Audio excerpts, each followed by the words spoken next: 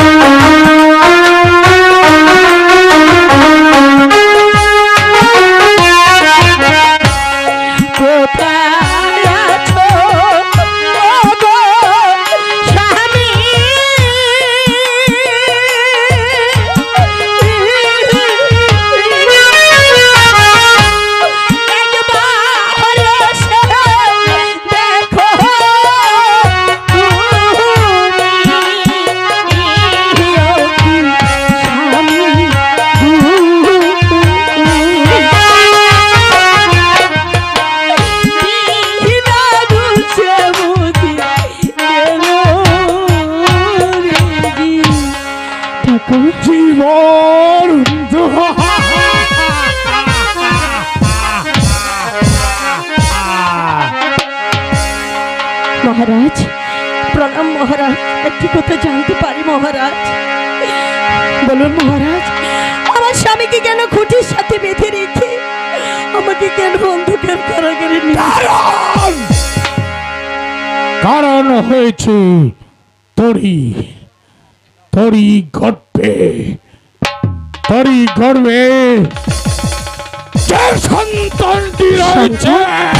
গোসাইজি, মহারাজকে বলছে গোসাইজি, আমার সন্তান আপনাকে কি ক্ষতি করেছে মহারাজ? বলুন না মহারাজ। ভগবানের আজ্ঞাবাহ বলে গেছে তরি গর্ভজাত সন্তান 20 বছরের রাজা হয়ে সে আমাকে নিধন করবে। তাই তো আমি তিলে তুলে তাকে এই দুনিয়ার বুক থেকে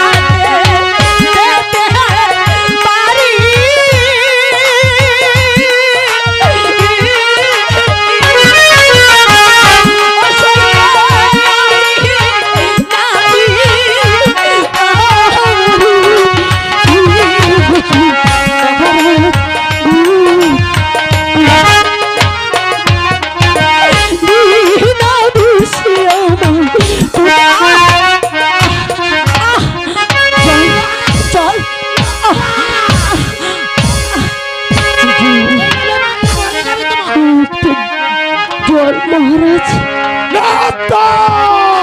মহারাজ জল যাচ্ছি মহারাজ।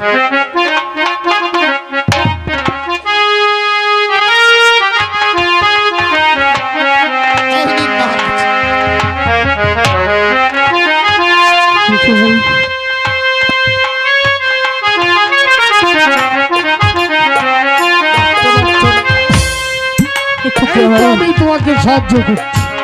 এসো।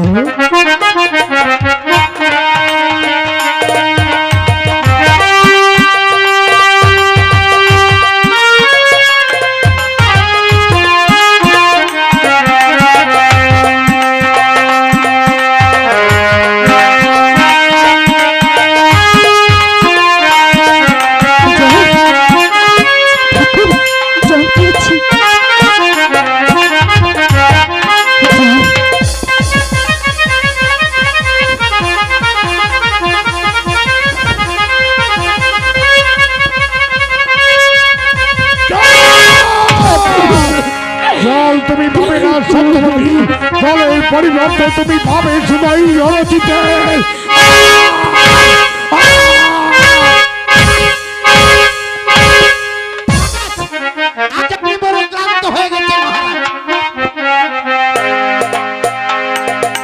ঠিক বলেছ নরোত্তম, আজ এখানে থাক।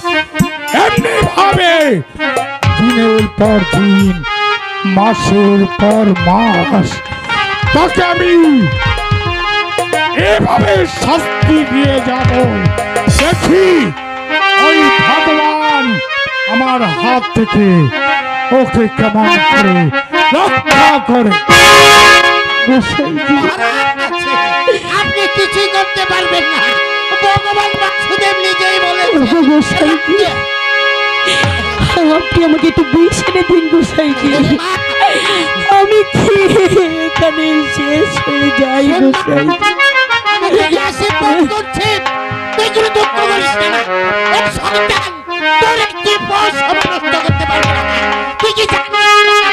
ভগবান সর্বভূতে অবস্থিত, ভগবানই তোকে রক্ষা করবে।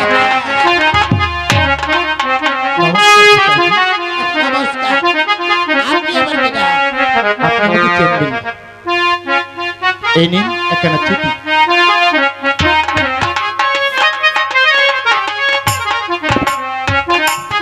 নতুন দ্বার রক্ষকের কাজ দিতে, তাই না? তাহলে তুমি এখানে থাকো, খুব সতর্কভাবে পাহারা দিবে। আমি এই 300 চলে যাচ্ছি। হ্যাঁ, কিন্তু সাবধানে পাহারা দিও। তার কণ্ঠস্বর আমার যে বড় পরিচিত বলে মনে হচ্ছে। সত্যবতী, কে আমার নাম ধরে প্রিয়তম, কে? সত্যবতী, সে এলে, কিছুক্ষণ আগে এলে না কেন? মিস্টার মহারাজ দেখো আঘাতের পর আঘাত করেছে। কি বলেছে জানো? কি বলেছে? আমাকে জল পর্যন্ত খেতে দেবে না। দেখো জলের গ্লাসটা ফেলে দিয়েছে। আমাদের সন্তানকে সে মেরে ফেলবে। যত বিপদ আসুক না কেন, কি তুমি শুধু সৃষ্টিকর্তার প্রতি ভরসা রেখো, উনি ঠিক আমাদেরকে রক্ষা করবে। কিন্তু জানো কি, অনেক কৌশলে আমি এই প্রাসাদে সে দ্বার রক্ষকের কাজে নিয়েছি। প্রাসাদে যখন আমি ঢুকেছিলাম, দূর থেকে শুনতে পেলাম দাসীকে ডেকে বলল কি বলেছে? খাবার নিয়ে আসতে। আমি খাবো কেন? মিস্টার মহারাজ আমাকে কিছুই খেতে দেয়নি। আমার বড্ড ক্ষুধা পেয়েছে, আমি খাবো। আগে তুমি আমার মাথায় হাত রেখে বলতে হবে এই খাবার তুমি খাবে না। কিন্তু কেন বলবো না? না, আমি বলবো না। বলতে হবে তোমাকে। কেন? তোমার জন্য নয়, আমার জন্য নয় প্রিয়তম, তাহলে তোমার গর্বের সন্তানের জন্য তোমাকে বলতে হবে। কিছুক্ষণ পর ওই যে দাসী আসবে খাবার নিয়ে, এই খাবারে কি মিশ্রিত থাকবে জানো? বিষ। বিষ? তোমাকে, তোমার গর্বের সন্তানকে মেরে ফেলার জন্য। তাই তো তুমি আমার মাথায় হাত রেখে বলো এই খাবার তুমি খাবে না। তুমি আমাকে শপথ করাচ্ছ? না গো না, খাবারের জন্য তো আমি জীবনটুকু দিতে পারি। ওই খাবার আমি খাবো না। কত বাসে আসছে।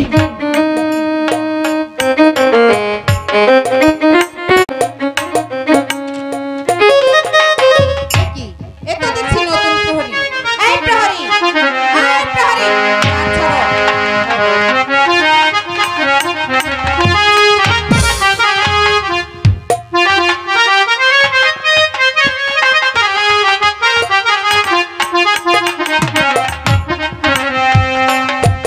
সত্যবতী,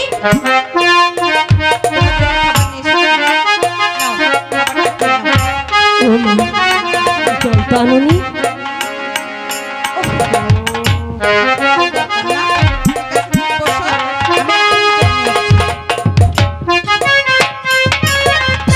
দেখো না, এই খাবার তুমি খেও না। এই খাবার আমি তোমাকে খেতে দেবো না, ফেলে দেবো। ফেলে যে দিলে দাসী আসলে আমি কি বলবো? তুমি বলবে খিদের জ্বালা সইতে না পেরে আমি খাবারগুলো খেয়ে ফেলেছি। বিশ্বাস যদি না করে? যদি বিশ্বাস না হয় তাহলে তোকে তুমি জিজ্ঞাসা করে দেখো। ঠিক আছে।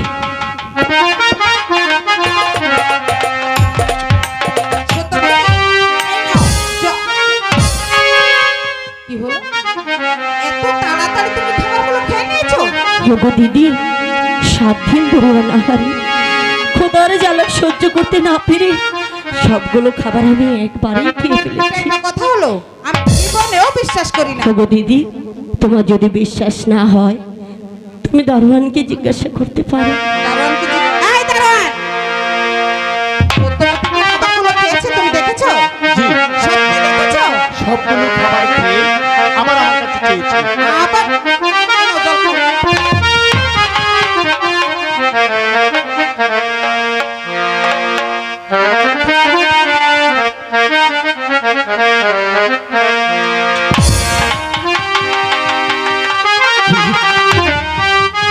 ঠাকুরের কৃপা, আজ তুমি বেঁচে গেলে, তোমার সন্তান বেঁচে গেল। না গো না, আজ হয়তো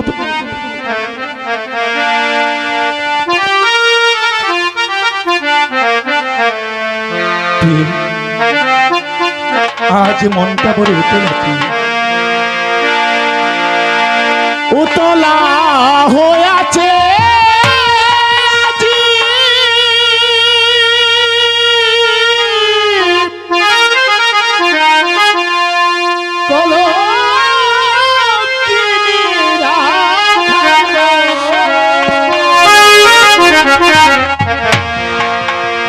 আধার হলো সেন্দি হলে হাইরে সাদের বৃন্দাবন। আধার হলো সেন্দি হলে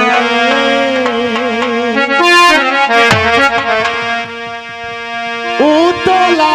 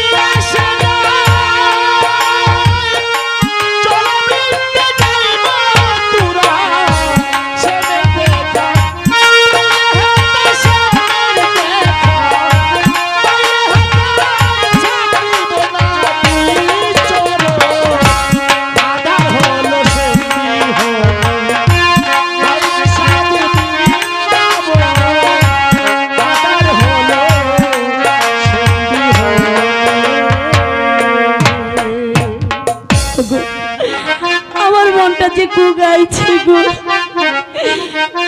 আমি মনে করছি আমাদের সন্তানকে মনে হয় রক্ষা করতে পারবো না গো। ঠাকুরের প্রতি ভরসা রেখো তুমি। ও তো বসাই যে আসছে। এই যে সত্যবতী, তোমাকে অন্য কারাগারে যেতে হবে। অন্য কারাগারে? বসাইজি আপনি একটু দাঁড়ান, আমি আসছি। হ্যাঁ আসো, তাড়াতাড়ি আসো। আমি বলেছিলাম না, তুমি যত কিছু করো না কেন, নিষ্ঠুর মহারাজ, ও বড় নিষ্ঠুর। ওর হাত থেকে আমাকে আর আমাদের সন্তানকে তুমি রক্ষা করতে পারবে না। গো, আমার মনে হয় এই বুঝি তোমার সাথে শেষ দেখা গো। আর যদি কোনোদিন দেখা না হয়, অমন করে তুমি বলো না।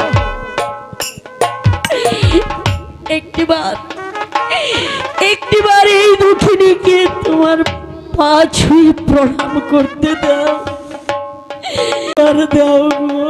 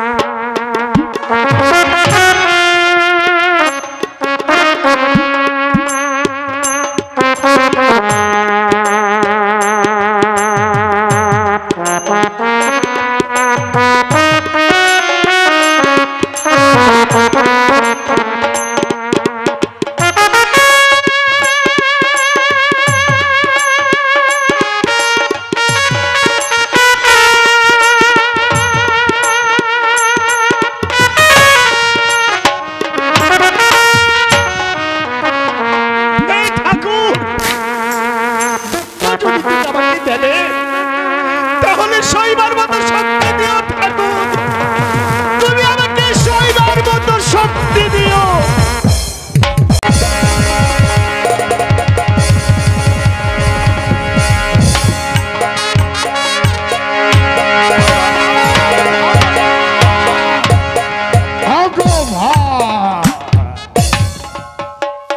মন্ত্রীমশাই, মহারাজ, আমি আপনাকে আদেশ করেছিলাম সত্যবতীর খাবারের সঙ্গে যেন কাল কেউটের ভিড় সুরক্ষিত করে দেয়। আপনি কি দাসীকে ডেকে সত্যবতীর খাবারের সঙ্গে কাল কেউটের বিষ মিশ্রিত করে দিয়েছেন? আপনার আদেশ অনুযায়ী এই দাসীর হাতে আমি তুলে দিয়েছি। তাহলে হয়তো এতক্ষণে ওই সত্যবতীর গর্ভজাত সন্তান এই পৃথিবীর মুখ থেকে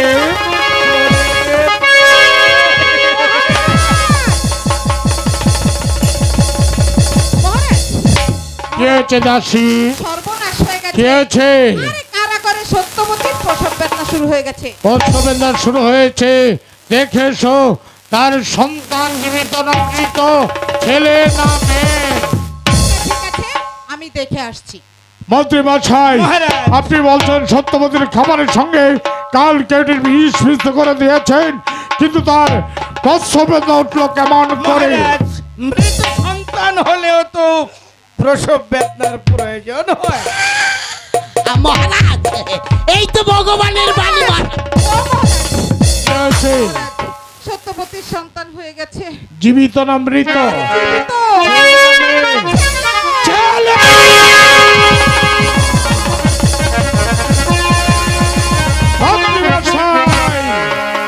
বলুন করতে পারি। মহারাজ, এর জন্য ভাবনার কি আছে মহারাজ? এই মুহূর্তে আপনিকে ডেকে আপনি আদেশ করে দিন একটি নতুন প্রার্থী রায় ভোটে যেন এই সন্তানটাকে সাগরের জলে ভাসিয়ে দেয়।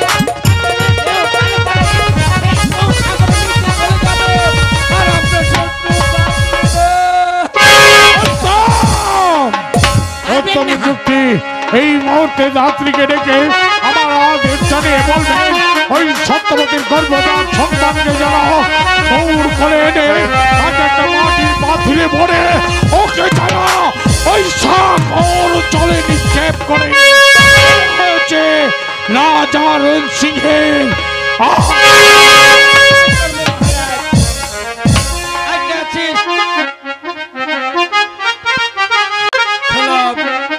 মহারাজ আদেশ করেছেন সত্যবতীর গর্ভজাত সন্তানটাকে একটি নতুন পাতিলায় পড়ে তাকে সাগর জলে নিক্ষেপ করবে। এর জন্য তোমার উপযুক্ত পুরস্কার আছে। হ্যাঁ মহারাজ, নিজ হাতে তোমাকে দেবে। আচ্ছা ঠিক আছে, আমি কাজটা করে দেবো। শয়তানের নফর, তুমি কি ভগবান মানো না? দেখতেই তো পাচ্ছ ভগবান মানে না। ভগবান বলতে কেউ নেই। ভগবান,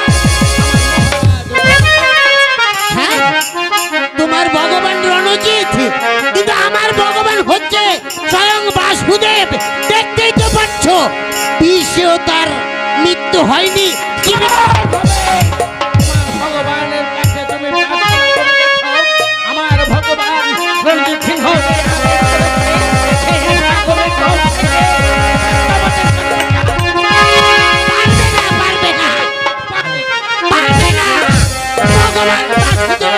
সর্বভূতে অবস্থিত, তাই তো তিনি বলেছেন রাতে হরি